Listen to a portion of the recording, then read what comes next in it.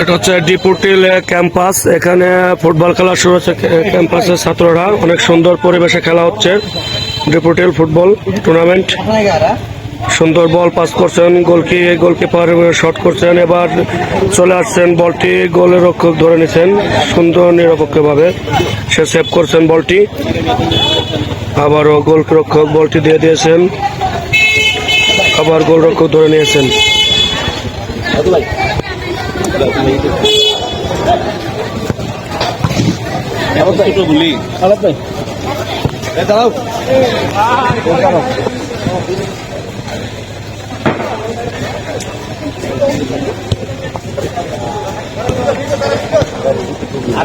সুন্দর একটি পরিবেশে খেলা শুরু চলতেছে। খেলা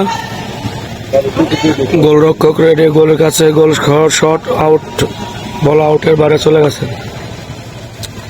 লাইভ আছে।